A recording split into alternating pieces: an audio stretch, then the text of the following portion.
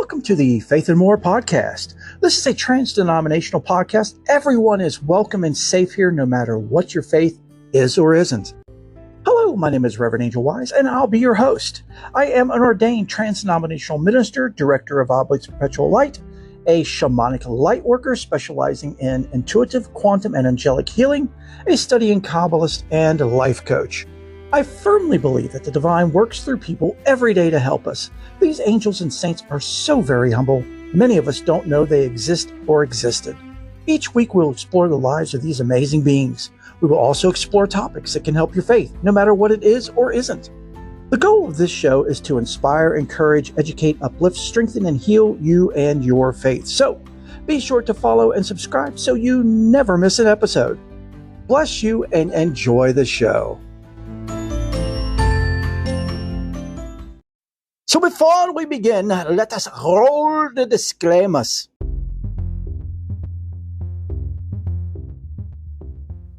The views and opinions expressed by the host, moi, are solely, which I mean that literally, mine.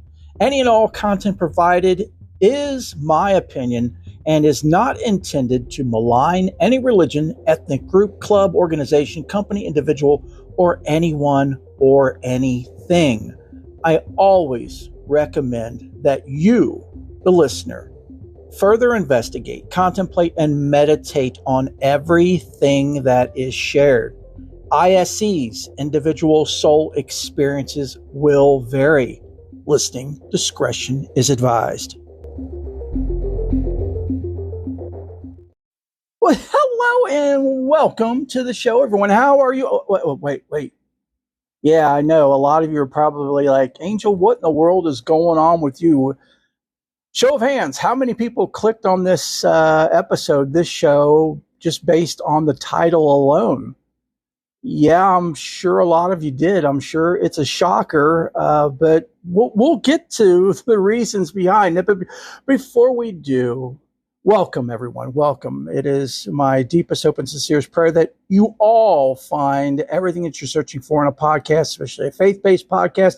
And yes, it's still a faith-based podcast here and more. If you're new to the show, welcome. I'm so happy you found us. And I pray that you stick around and you become a long-time listener. And speaking of long-time listeners and family, thank you all. Beyond thank you. Infinite thanks, blessings, and love for being here and for supporting and loving the show as you all do. It is because of you that this show is here. Boy, you got some explaining to do. I know. And I promise, I will explain it away here as we go. And I'm not totally at fault for this, folks. You can blame Spirit.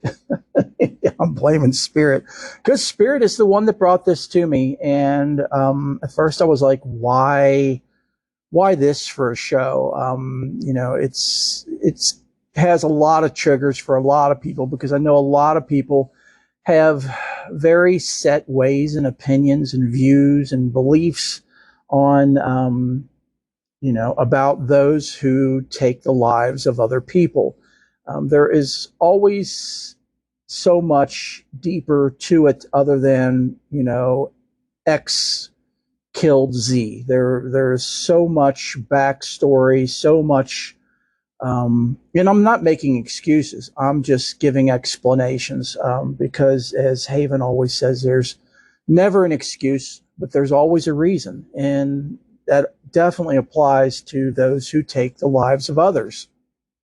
In this brief article that I'm going to read to you all, that was written by a priest, a Roman Catholic priest, who's also a Trappist family brother, about a person that he was spiritually helping and counseling in prison who was serving a life sentence. And I can relate to this because I too corresponded with someone who was serving a life sentence and also assisted that person with parole and being released and their acclimating back, or as much as one can, into society. And I will share my personal story with that after this story. So the story is about Clayton A. Fountain. It's called The Murderer Who Became a Monk. And it asks, if Clayton's transformation was authentic, then is anyone beyond the mercy of God? And this is written by Father W. Paul Jones, Roman Catholic priest and Trappist family brother. He actually wrote a book about this. So if you're interested in more information on this story, because it is very brief, you can go, I'll have a link to it in the show description. The book is called A Different Kind of Cell, the story of a murderer who became a monk. And, I have it on my wish list. I plan on getting it and reading it because, I definitely can relate to what this priest experienced and went through and is going through still. So the article reads, A Different Kind of Cell, the story of a murderer who became a monk, is the story of my pilgrimage with Clayton A. Fountain. Widely regarded as the most dangerous and violent murderer in the history of the U.S. federal prison system, Clayton's deadly spiral began in a violent fight with his sergeant in Vietnam. Okay, so let's pause. I know we just started, but let's pause right there and analyze that. In Vietnam, he had a fight with his sergeant. It was his attempt to escape prosecution, involved him an amazing standoff with a SWAT team. So once he got back to the States, I guess he must have either severely injured or killed this sergeant. Now, those of you who are familiar with those who served in Vietnam, it was a mess, to say the very, very, very, very least. Those who came back, who survived and came back, if you can call it that, were never the same, were never right. I happen to know someone who served 2 tours in Vietnam, and he wasn't quite right either. Nice enough guy, but there was always, you could always see that there was a lot going on behind the scenes. And the first tour that he served was because he was drafted.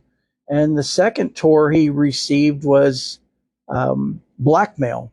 His commanding officer pulled him in and said, I got 2 sets of paperwork here for you. One is your release papers. You can go home. And, well, 3 sets. One is your release papers. Sign this, you can go home. The next one is, if you sign those papers, I'm going to draft your brother, your younger brother. And the other papers are for you to sign for another tour, which if you do, I will not draft your brother. So to protect his brother from going through what he went through, he stayed and he served another tour in Vietnam. So this just kind of gives you an idea, especially those younger listeners who aren't familiar with the Vietnam War.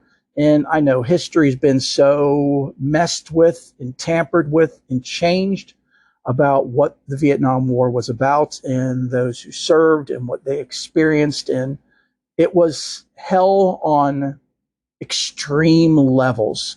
And again, that's putting it as lightly can be. You can't put into words what these people endured. Again, no excuse, but here is a reason. So, Fountain comes back to the States, and there's a warrant out for his arrest. The police find him, a SWAT team ensues, and they eventually captured him and incarcerated him at Fort Leavenworth. But that wasn't successful. It says, with Clayton engineering a daring escape. So this book that Father W. Paul Jones wrote details how Clayton's transfer into successfully heightened security prisons merely intensified his apparently untouchable incorrigibility, landing him at Marion, the end of the line. And at that time, Marion was the worst of the worst of the worst of the worst of federal prisons. So the article continues. Even in solitary confinement at the highest security prison in the nation, Clayton's Special Forces Marine training served him well, as he managed to kill 4 more persons in succession with his bare hands. The prison authorities had had more than enough and declared Clayton totally beyond their ability to control. The solution was to have an underground steel and concrete containment cell constructed especially for Clayton, next to the criminally insane wing of the Federal Medical Center in Springfield, Missouri.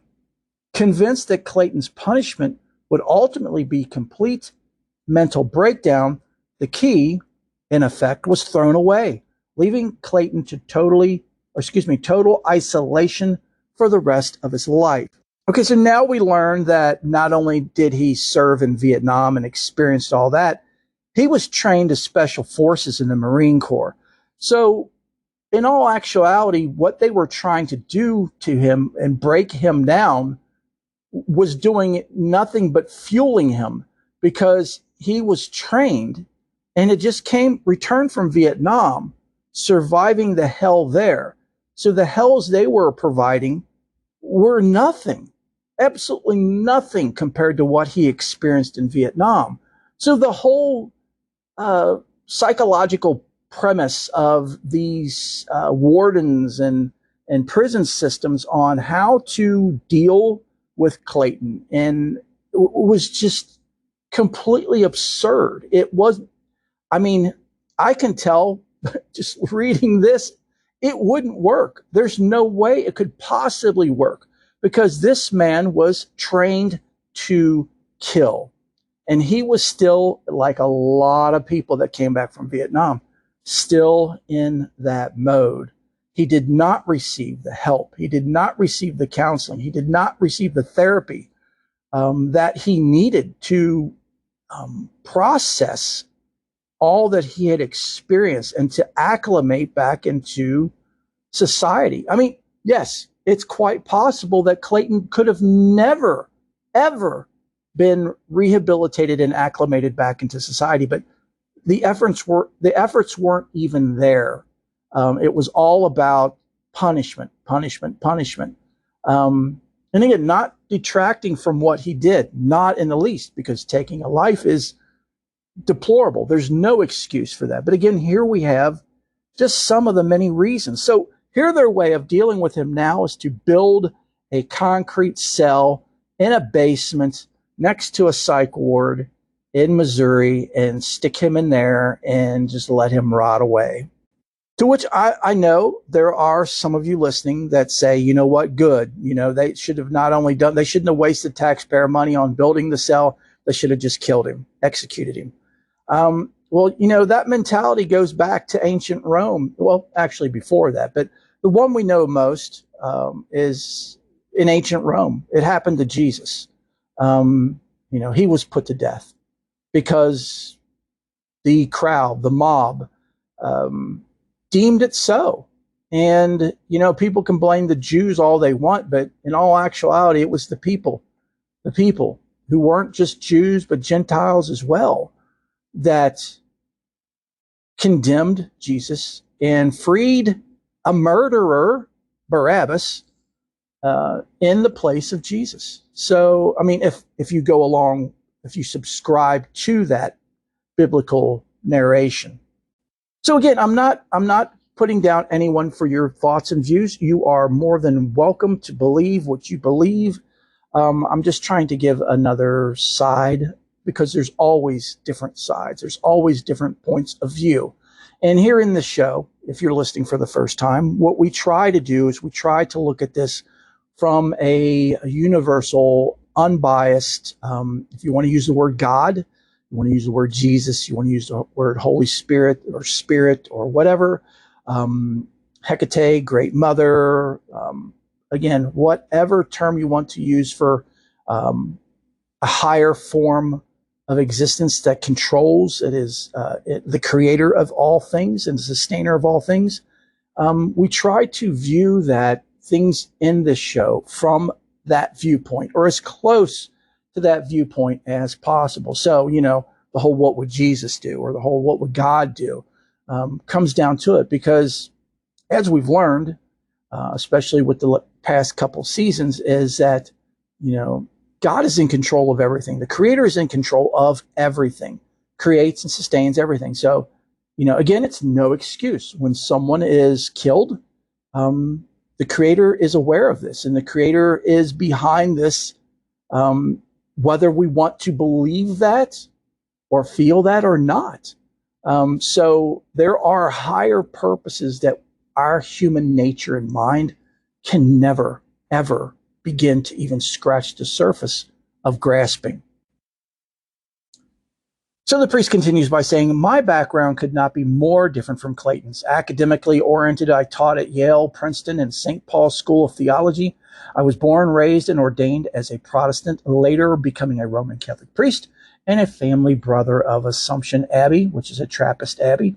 I am presently the resident director of the Hermitage Spiritual Retreat Center in the Ozarks. Yet I was pulled, in spite of myself, into the vortex of Clayton's unfolding drama, functioning first as his unintended spiritual director, gradually becoming a companion, and eventually a friend in his unbelievable spiritual pilgrimage. And I can totally relate, because the very same thing happened to me with the story I'm going to be sharing after this.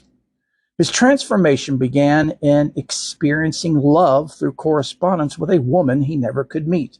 She was on her own spiritual quest and encouraged Clayton to pursue one as well.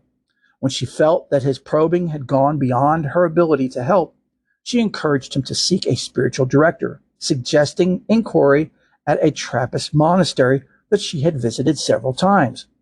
Clayton began finding a new kind of determination, earning a GED, and then teaching himself to type so that he could begin earning funds to begin a college correspondence course. So as we can clearly see, that those who took an interest in Clayton himself and helping him by sharing love with him, he reacted to that in a positive way. Now, some people could say, and a lot of people did up to his death, that he was just using people to get what he wanted to get, which I don't quite understand what it was, because he was never going to be released. So I don't understand what their meaning is behind getting, he had ulterior motives to get what he wanted to get. I don't know. But we'll continue here. It says, this is where I entered, first in an occasional sharing by letter, then in a deepening theological exchange. In time, the warden permitted a guard to hand a phone in to Clayton through his meal slot so that he might call me, a practice that eventually became weekly. During this time, he acquired his college degree with top honors. Finally, I was permitted to visit him on occasion, passing through 9 guarded gates to converse through the meal slot in his double steel door. Clayton was baptized in shackles, making for a bizarre ceremony, and soon he began to feel a call to the priesthood. To this end, he began corresponding work on a PhD. At the time of his death, being well on his way with all A's.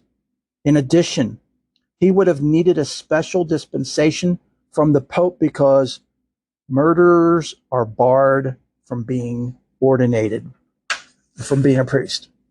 So he continues, my relationship with Clayton forced me to ponder graphically the issue of the death penalty.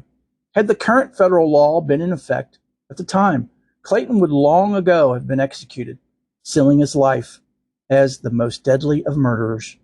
Many in the federal system regretted not being able to execute this fate, for they were never convinced that what was happening to Clayton was anything more than an amazing con job. I too began as a skeptic, but as our relationship deepened, I became convinced that this ongoing conversion was authentic. Clayton Fountain was in fact becoming a gentle, caring person. My purpose through this book is to pose for others the same conundrum that encountered me. If Clayton's transformation was authentic, then is anyone beyond the mercy of God? My monastery struggled too, eventually permitting me to bless Clayton's cell as a monastic hermitage and accepting him as a family brother. When he unexpectedly died under strange circumstances, a cross bearing his name was placed in our monastic cemetery where one day I will be buried. In her foreword, Sister Helen Prejean, author of Dead Man Walking, declares that this book presents what may be the most powerful case of all against the death penalty. The case is contained in Clayton's own confession. If I can be forgiven, then no one is beyond God's forgiveness. To execute anyone, no matter how heinous, the crime becomes an arrogant limiting of the power of God to change persons. So that's the article, folks, and it's from the HuffPost, and I will definitely have a link in the show description to that as well as the book. Yeah, I mean, I know it brings up in everyone different types of feelings and beliefs. But again, I mean, you have to break it down, or you should break it down to what would Jesus do? What would God do? What would Allah do? What would Buddha do? You know, on and on and on. And we are not the creator. You know, yes, we have that divine essence in us. We have that divine spark, and you know, we are connected, and the creator is us, and we are it, but we are not it while we're in human level, so to speak. Unless you're a very enlightened, awakened person, or a saint, and there aren't many, many of those around in the world. Yes, it is possible, but it's not impossible. It is possible, but it's very rare. So for us to say that someone should be killed because they killed someone, I know it's all up to you personally and your beliefs. I know, especially where children come into play, is, you know, children that are, you know, brutally killed and murdered by, you know, other people. And no, there's absolutely no excuse for it. But as we've seen with Clayton, there are reasons, you know, and do the reasons excuse it? Again, no, there's no excuse for it. No excuse at all for taking another person's life. And I could go even further, because I firmly believe that there's no reason to take the life of any being, and that includes animals. And yes, I'm most of the time vegan, and when I'm not vegan, I'm vegetarian. And yes, I am familiar with what vegetarianism includes.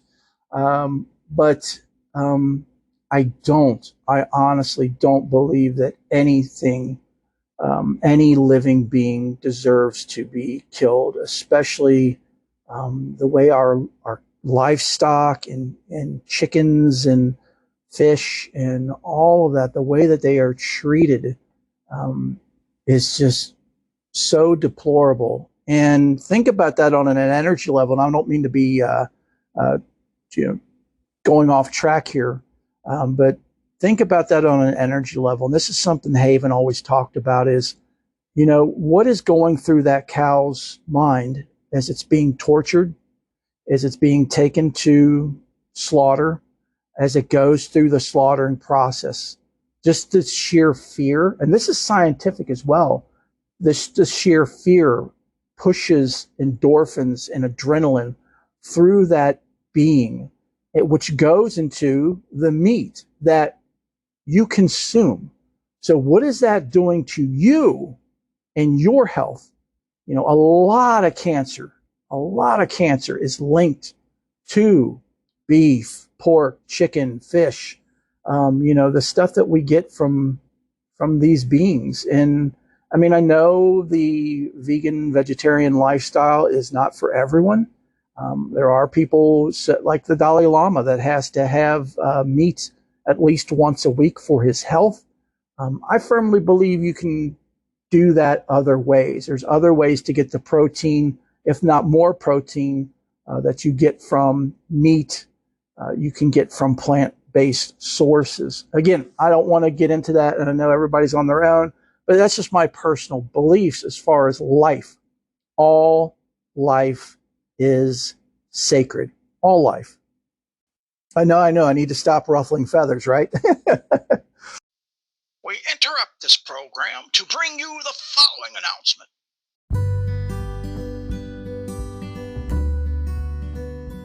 Show of hands. If an old man, and I'm pointing at myself here, who is obsessed and addicted to reading, studying, contemplation, you name it, on stories, books of all types of genres, told you that he, moi, pointing at myself again, just told you, which I'm telling you now, read the greatest story of his lifetime, would you be interested? Okay, if you're raising your hand, keep your hand up. The book is called Movie Score, a screenplay by Joey Andolini. I'll have a link in the show description. This is such an amazing, off-the-charts book. I cannot recommend it enough or say enough great things about it. Here's a very small synopsis of the book. Imagine having movie music to guide you through life. It happened to insignificant Dave and changed his course of his life. Now, I'm not going to give any spoilers, but this book is very much like what we talk about here on the show, about what happens to us or what can happen to us in our lives and all of those around us. How does it affect them? When we quiet our mind and focus on our heart and listen to our heart and spirit and just surrender to it and do what it says. This book covers that in spades. It is beyond incredible, but beyond fantastical, beyond phenomenal. And Joey is just a beyond incredible, amazingly talented writer. Now, this book is in screenplay format, which means it is ready to go into production for a movie. And Joey's working very hard at trying to make that happen. Now, once you read the book, I know you're going to be right by my side, screaming and yelling with your hands in the air, like you do care that this gets turned into a movie, because it would be a smash, a total and complete hit. So where can you get this amazing, truly amazing, fantastic book? It's available at Amazon.com and also Barnes & Noble Books. On Amazon, the paperback is $9.99. The Kindle version, which is digital, is $2.99. And if you have a Kindle subscription, Amazon shows that it is free. So, hey, you can't beat free, can you? And after you read the book, please, please, please go back to Amazon, Barnes & Noble, or both, and leave a review on this book. It will help get it out to the public so more and more people can read it. More and more people can fall in love with it. More and more people can help support us and Joey in making this a movie. Also, one more thing and I'll shut up, I promise. Share this, please, folks. After you read it, I know you're going to want to. Share it with as many people as you possibly can. Tell them about it. Friends, relatives. Hey, we have the holidays coming up. Purchase the paperback. It would make an incredible, everlasting gift in someone's life. So let's get on with how this article and how Father W. Paul Jones relates to me. In December of, well, it was in the fall of 2004, I had a person that I was spiritually assisting who lived in Australia. And they knew of Venerable Robina Courtin. Those of you who don't know who she is, Google her. She is a beyond amazing being. She is a Tibetan nun who is from Australia. So this person that I was corresponding with knew of Venerable Robina, had met her, and knew of what was called the Liberation Prison Project at that time. It's now under a different name. But anyway, what the Liberation Prison Project was ran, the head of it was Venerable Robina Courtin, and she's still alive, doing well. What it was is she would find people to spiritually connect and correspond with inmates, in hopes that their link to the outside world would help them to reform, would help them to better themselves, become more positive beings, and help perpetuate their release. So what you did as a spiritual director or spiritual, correspondent is you would write this person snail mail letters, pen and paper, or type it up and send it through the post, and correspond back and forth. and you would assist that person with their spiritual direction if they needed books or anything like that. Venerable Rubino was always amazing at getting the books that the people needed and sending them to them free of charge. Truly amazing. But anyway, this person recommended me, connected me with Venerable Rubino and said, hey, you might be interested in this because I think you would be really good at it. So I was like, okay, I'll give it a try. So, I corresponded back and forth with Venerable Rubina. She asked me some questions, approved me. And she is, I cannot say enough amazing, beautiful, and wonderful things about Venerable Rubina. She is such just a beautiful, beautiful angel. She really, really is. So she connected me with like 3 different inmates to begin with. I know that's quite a bit, isn't it? Three at one time. Which, as you find as you go, very few of them are seriously interested in assistance. A lot of them are looking for ways on the outside as far as getting things sent to them and helping them once they are released financially and as far as a place to live and things of that nature. But one of the first 3 people she connected me with was a gentleman who we will call Gene, because I'm not using names, because Gene may be listening. I doubt seriously that he is, but just in case he is. So she connected me with Gene. Gene was serving a 15-year to life prison sentence. His incident happened in 1987. He murdered his girlfriend and was incarcerated at the age of 21. And he was initially given a first-degree murder sentence / charge and was given the sentence of 25 years to life, which that was changed later to second-degree murder with a 15-year to life sentence. And I'm not going to even say what state this was in, but I can tell you that states vary from state to state on what their sentences are and how they sentence people and what their views on parole and all of that is in parole hearings. It is a serious mess and issue.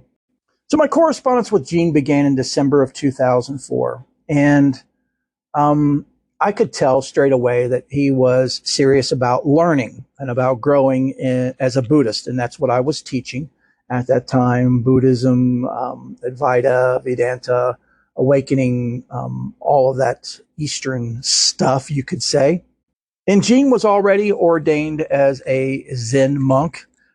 He had correspondence and actually met with a Zen priest, who women can be Zen priests, and she met with him. And also Venerable Rubina actually went to meet with Gene personally. On a few occasions they met, so they knew each other person to person. So I felt quite honored that, Gene was assigned to me, and I did everything I could to assist Gene, and our relationship grew over the years. But the only thing is, and this is something to keep in mind if you ever correspond with people who are incarcerated, that, when Gene would come up for parole, would have a parole hearing, I would write a letter of support. Now, when you do that, you are committed or committing to writing a support letter for that person every time they come up for parole. Because if you don't, say you wrote one for their last parole hearing, but now the next parole hearing comes up and you don't write one, it sends up a red flag to the parole board. And they can actually, and a lot of times will, deny the person their parole just based on that. Here, what happened to this relationship with, Lama so-and-so, which is what my title was at that time. And saying, well, why aren't you corresponding with him anymore? What happened? Okay, no, denied.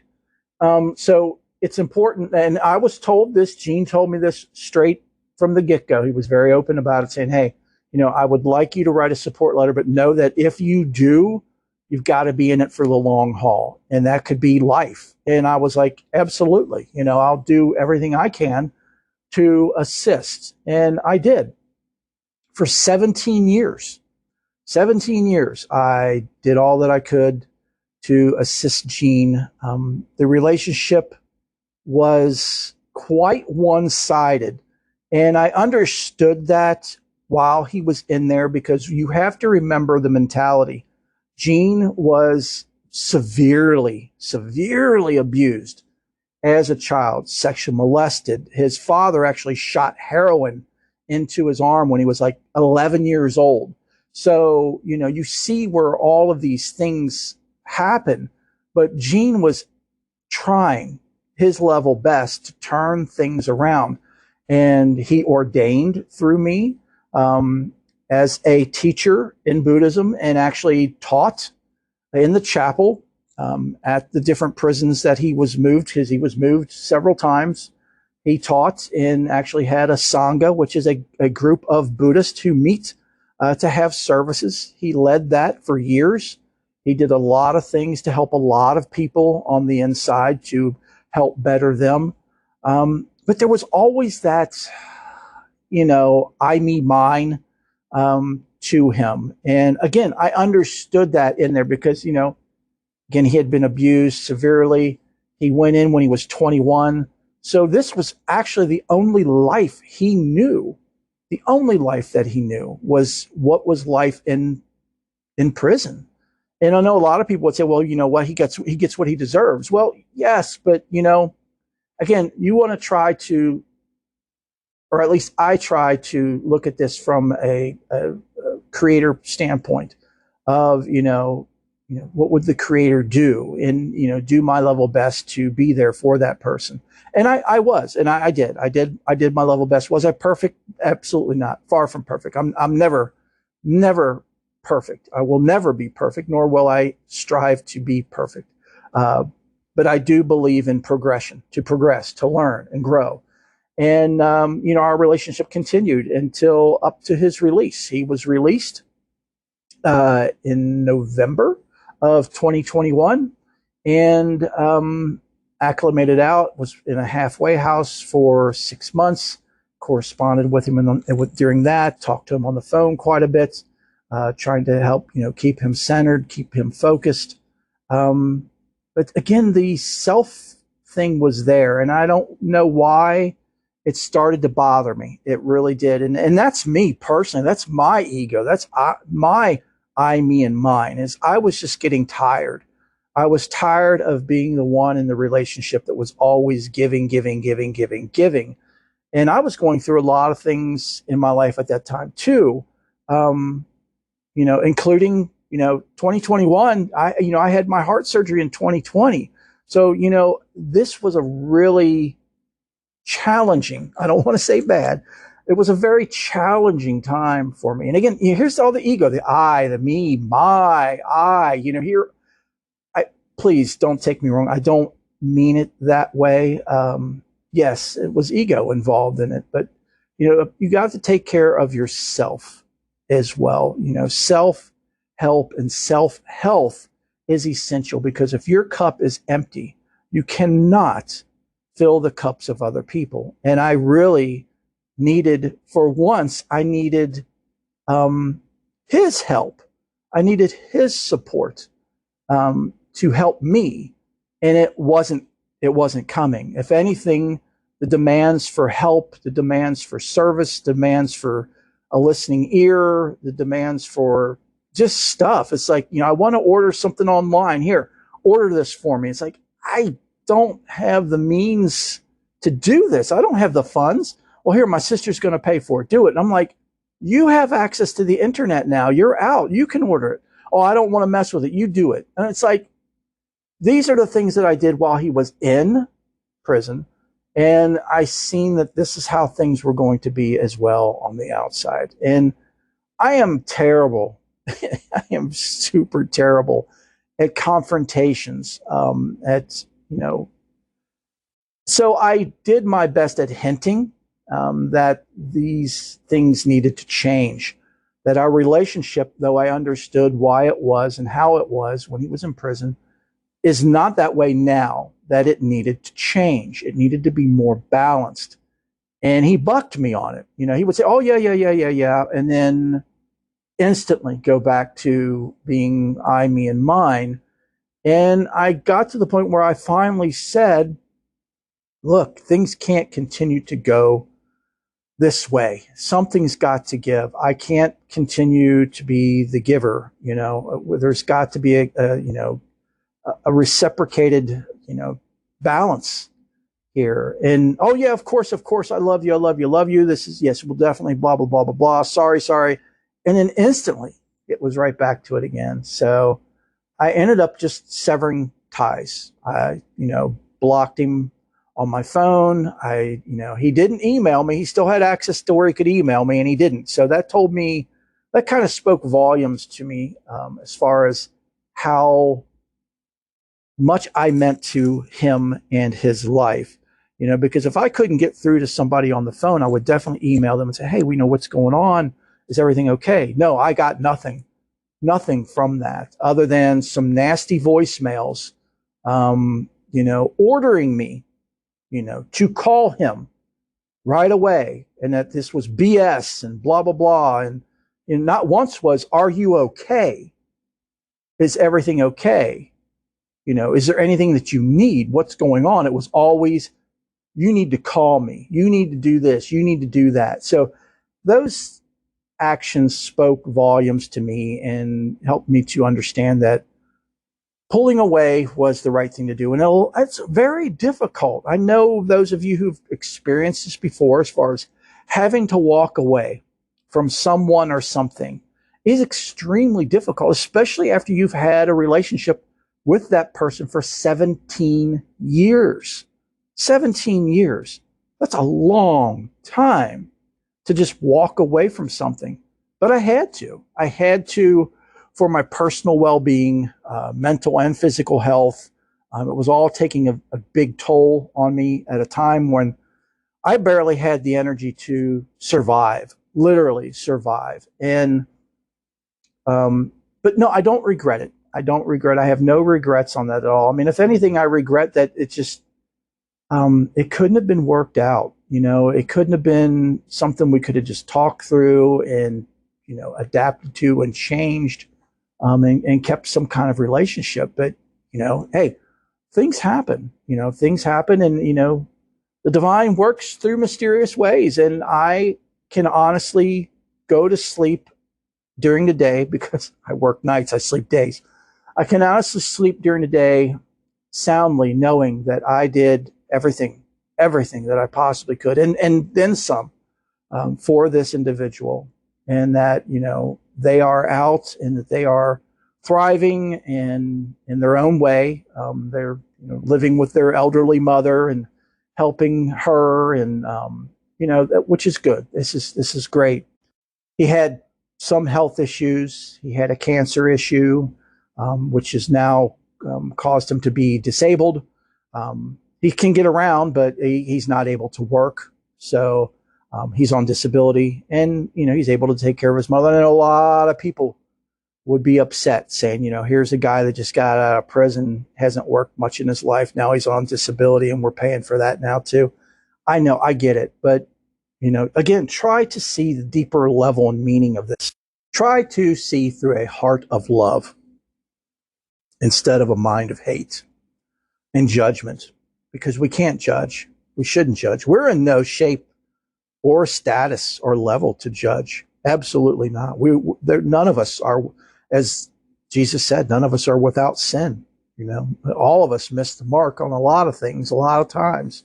But that's what life is all about, and I'm not saying murder is what life is all about. No. I'm just saying that's what life is all about. So anyway, that is my tie-in with Father W. Paul Jones and his relationship with Clayton A. Fountain. With corresponding and having a relationship with the person who murdered someone. It's different. It really is. And it takes you to a different level spiritually, which is good. because it allows growth, and that is, there were things I got out of this relationship. So I'm not saying it was all completely one-sided. I grew quite a bit through it as far as spiritually goes and mentally and emotionally.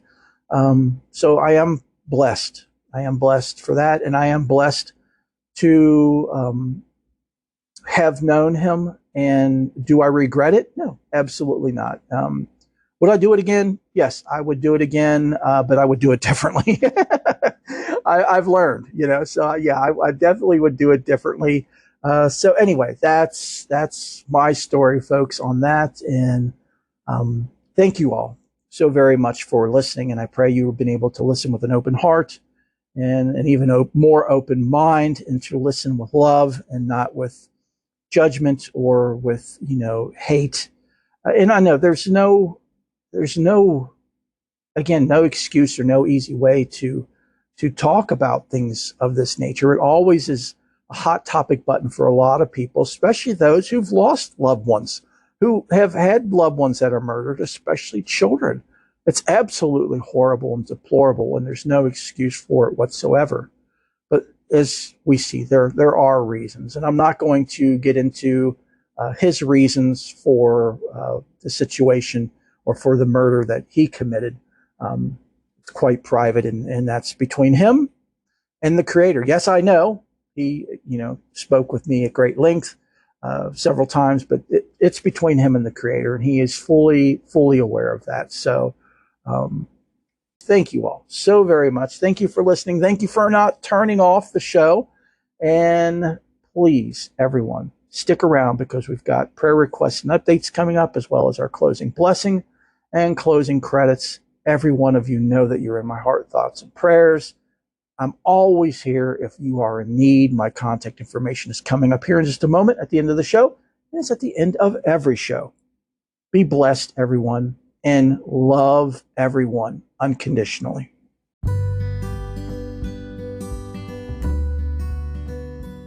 The Oblates of Perpetual Light is the first of its kind. We are the very first group of Oblates to fully utilize the internet to organize and communicate. This allows everyone and anyone to join from all over the world. The Oblates of Perpetual Light are inclusive, meaning everyone is welcome regardless of their beliefs, faith, identification, gender, sexual preference, etc. We are independent, meaning that we are not affiliated with any church other than being connected with the Faith and More ministries, and we are trans-denominational. We are not affiliated with any one religion. We greatly respect the beliefs and freedoms of others. We are all children of the universe. Only 4 things are required of any Oblate of Perpetual Light. The first, study and contemplate some sacred text of your faith at least once a day. It's up to you how much you study and contemplate. It can be as little as a sentence or as much as you wish. You choose when, where, and how long. Number 2 is prayer. Prayer is key in the heart of the Oblate's Perpetual Light. It is imperative that an Oblate pray sometime during the day or night. Again, this is up to you to choose when, where, and for how long. The Oblates will gather together online, typically Zoom, at least once a month. There is also a Facebook group where Oblates can meet and commune more often if they choose. There are Oblates who are very social, and there are Oblates who are very private. All are respected. If you are more private and or ascetic, you will need to keep in contact with the Director of Oblates, moi, privately. Number 4. Love and respect all members, regardless of their faith. We are here as a group, not just as individuals. Everyone's faith, beliefs, views, etc. will be respected. Bullying, hate, attacks, and etc. will not be tolerated.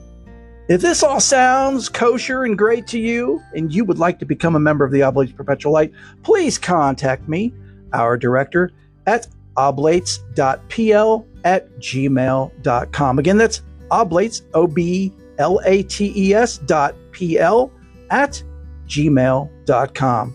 I hope to see you as an Oblate very soon. This week's prayer requests and updates are as follows. Please add Joey to your heart, thoughts, and prayers. He has a dislocated pelvis. I'm sure that is Super painful. Also, prayers for Brother Yossi, Clint, Wyatt and their family, Haven, Bill and Joanne, Emily, Jonathan and their family, Kayla, Terry, Denise, Denise's daughter-in-law, Jamie, who is fighting leukemia very hard. So please keep her and her family in your heart, thoughts, and prayers. Also, Stephanie, Katie, Sarah, and Kia, Elaine and Bob, Clyde, Lisa and her family, Lana, Megan, Molly, and Gwen, Octavia, Trish, Chad, and their family, Bishop Beckley and his family, Brother Abel, Mike S., his wife Kelly and their family, Michael, Shelley and their family, including Leah, Tanya and her family, Cheryl, Father Mike, Eddie, Eddie's mother Becky, Emma, Jean, Kathy, and Tony and their family, Michael T., Kyra and her family, Jan, James, and Linda, Jill and her family, Kimberly, and that should do it. How about that? I know, right? If you are in need, seriously, if you are in need of prayers, please, please, please don't hesitate to reach out to me. My contact information is coming up here in just a moment at the end of the show, and is at the end of every show. And now our closing prayer and benediction. Let us pray. O great and heavenly Creator, universe, Hashem, Allah, Adonai, the Great Mother, you have so many labels that we have bestowed upon you, but none of them could ever come close to what you truly are, which is everything. We give thanks and gratitude to you for each and every moment, for each breath, for each heartbeat. Thank you for today's teaching. Please help us to understand not only in our head, but also in our heart, and to awaken to you and to be able to receive more and more of your love and light so we can become closer with you and so we can help others. We know that you have welcomed Haley with open arms and love, and we thank you for the moments that we have been able to experience through Haley and her family. We ask that you please be with Haley's husband, Taylor, and son, Winston, as well as the rest of their family and friends as they grieve a major loss in their life. We know that Haley has ascended and that she is stronger than ever, and she is no longer suffering, and that she is with you and continues to be with her family and all of us. Help us to understand loss from a human point, because as we truly know, there's no such thing as loss. But in our humanness, we do feel and experience a great deal of loss. We also ask that you please help us to understand, to feel, and to realize that our loved ones who have ascended are still with us. Help us to be able to hear them, to feel them, allow us to pray for them and share our light with them, and allow them to help us and guide us along our journey, along our soul's journey. We love you beyond words, O great Creator, and again, we are infinitely thankful for each and every moment of each and every day. Amen. Secret time. And just a little something for everyone who listened through the entire show, a little secret time for you. This Wednesday at 12 a.m. Eastern, the Book Nook for November will be aired, and it's going to be a very power-packed show, folks. One you won't want to miss, and more secret time, much, much more secret time in that episode. So definitely check it out.